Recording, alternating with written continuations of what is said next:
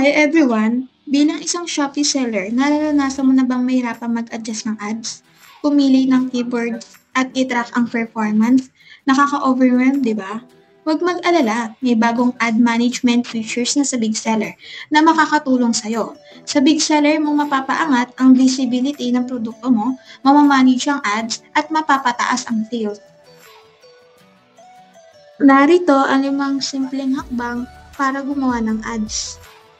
Step 1. Pumunta sa Product, Copy, Ad Management, i-click ang Create New Ads.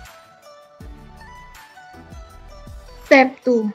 Kumpletuhin na ang basic information, piliin ang store, itakda ang budget at tagal ng campaign.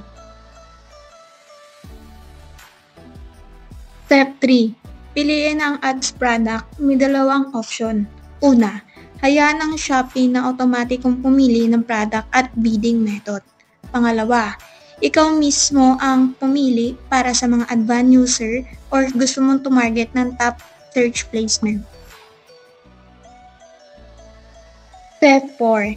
Itakda ang bidding method. Pwede kang pumili ng auto o manual bidding. Kung manual ang pipiliin mo, kailangan mong pumili ng keywords, itakda ang bid price at piliin ang match type, itakda rin ang discovery location at budget.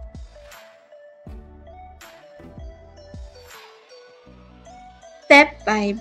Kapag tapos ka na sa lahat ng settings, i-click ang Publish Ad, pwede mo i-sync at i-filter ang ads sa page na ito. Pwede mo ring baguhin ang ad status at budget isa-isa o sabay-sabay. Makikita mo rin dito ang lahat ng metrics ng ads at sales ng mga advertised products. Yan lang para sa video na ngayon. Kung may tanong ka, maaari kaming kontakin sa channel na ito.